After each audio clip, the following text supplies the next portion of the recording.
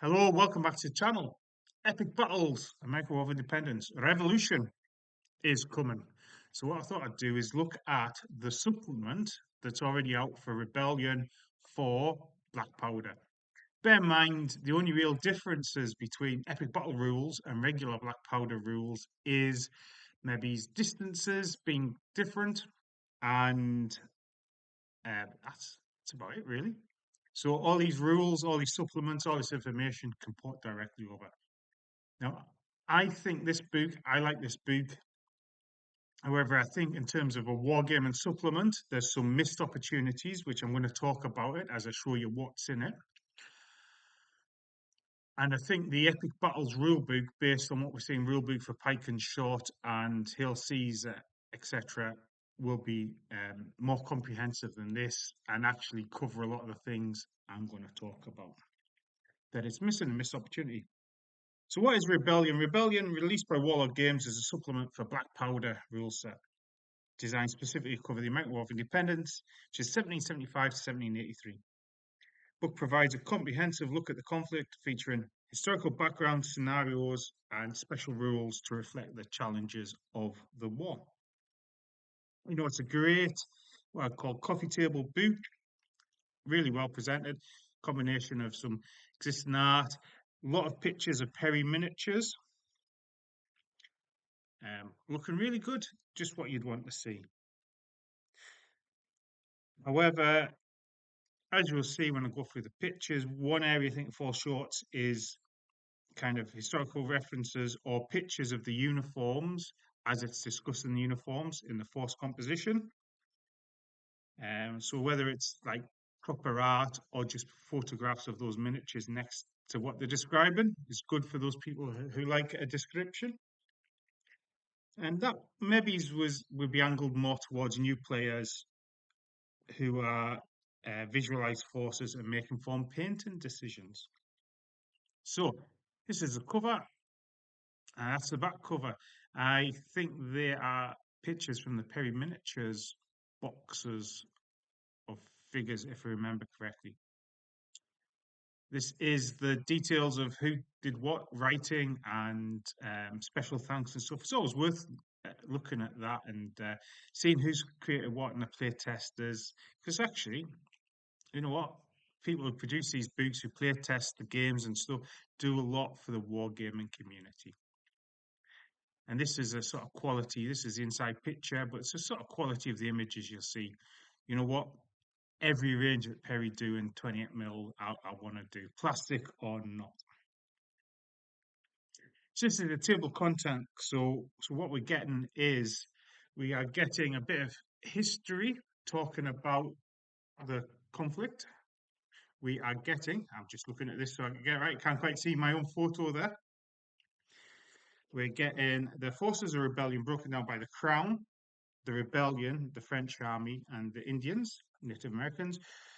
Brief talk about weapons and tactics, and then we look at the commanders, so British and Hessian commanders, rebel commanders, French commanders, and then into the scenarios.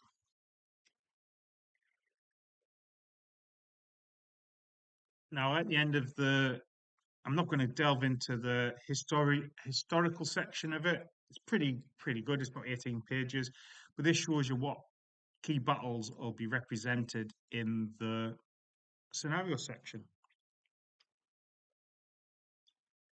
So this is the forces. So what I was talking about earlier is pictures of them of models. So it's going on to describe the uniforms, but actually no clear uniform guide to what that is, what that looks like.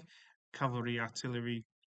Now what it does have is this section here, which talks about the regiment, the facing colours, any other details, and which battles and campaigns it fought in. So that's really good, useful stuff. But like I say, if we could I always encourage people to show, don't tell.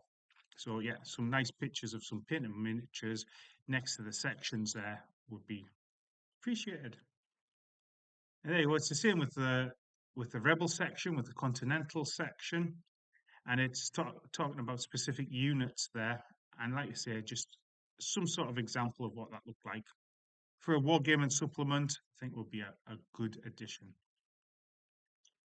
And again, for the Continentals, breaks down the unit, colours, battleground. Yeah, that's a good resource. Now, the commanders. So, breaks through quite a few commanders. There's about 10 aside, I think. So, brief description of them and abilities and special rules for the game. Now, this is one of the things I think the book doesn't quite get right. So, special rules, for example. So, Carlton was a competent, if unimaginative, commander and is likely to be awarded a staff rating of 8. His pursuit of the rebels in 1776 lacked vigors. Players may wish to represent this as timid, low aggression. Now, this book is about constructing scenarios. There's no force composition rules in it. I think that lacks it down for, my book marks it down for war games supplement. Certainly, we don't play games using sort of points and army lists, but they're always good to have, especially for new people thinking about organizing, arranging rules. And again, this is saying, well, perhaps, maybe, any of that. Well, let's just set a set of rules. It either is or it isn't. Same again. Um, you know, I suggest representing. You're writing the rules. Hopefully, you've play tested it in the scenarios. So yeah, just go in and say, yeah. Due to this, I would this general is rated as this, and if you need to say because of why, say because of why.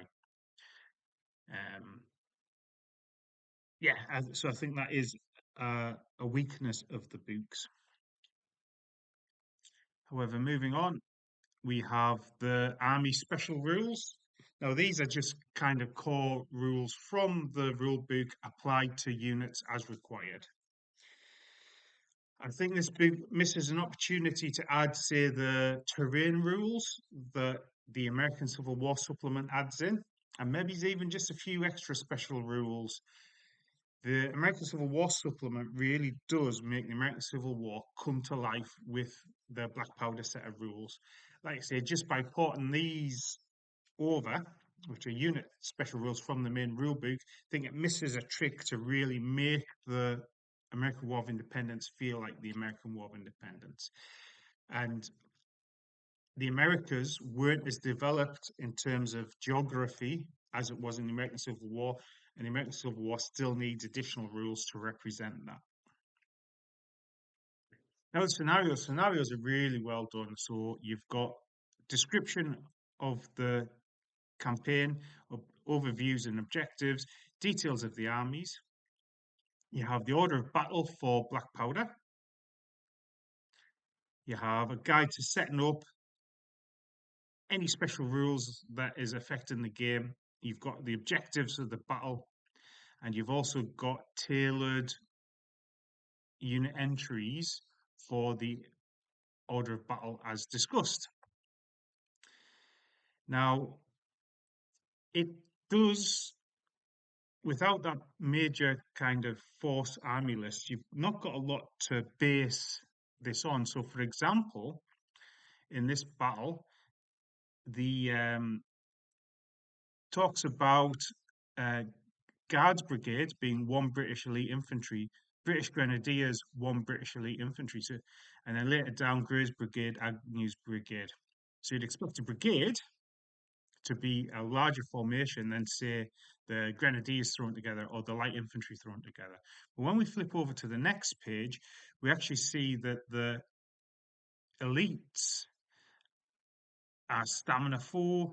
You know, it's quite a large, that's quite a meaty unit on the battlefield. And why would the sort of Grenadiers thrown together be as effective in terms of stamina as a line brigade? So yeah, it's just a bit perplexing how these have come together. And like I say, there's no talking about armies and talking about the unit choices that we might see in the Napoleonic rule sets that helps you understand those.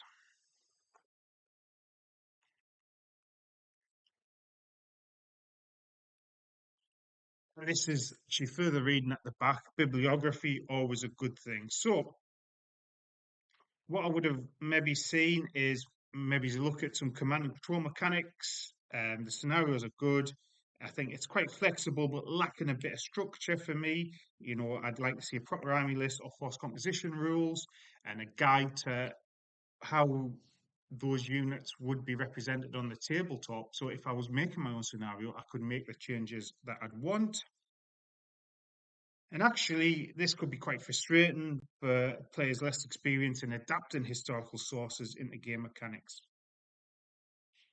So a structured force composition would have been incredibly useful for newcomers to the period. And I think I've spoken to the author on Facebook, and the author quite rightly said that was a design theory concept that went into it, but it's not one I have to agree with. So here's Rebellion for Black Powder players who already enjoy the system. Rebellion, you know, expand, get more of an idea about the period. Uh, American War of Independence enthusiasts will appreciate the attention to historical detail, though they might be disappointed by the lack of clear army lists and talking about how those army lists interact with the rules. For new players, whilst the book is welcoming, its lack of structured force composition may make it harder for armies to build confidently. Overall, Rebellion is a great source for those wanting to wargame the AWI, but it isn't without its flaws. The scenarios and historical insights are fantastic, but the lack of army lists and structured force composition rules is a missed opportunity, in my opinion. Additionally, more visual references to uniforms and unit types have been incredibly helpful. If you're an experienced Black Powder player or comfortable adapting historical sources, you'll get a lot out of the book. If you prefer a more structured approach, like we've seen in the Black Powder Napoleonic supplements, you may need to supplement it with additional resources. What do you think? Have you played Rebellion? Let me know in the comments. And don't forget, you know what? There's going to be a lot more epic battles, American Civil War content coming. So yeah, so obviously like and subscribe for more historical wargaming content. That's bye for now. I look forward to chatting to you in another video.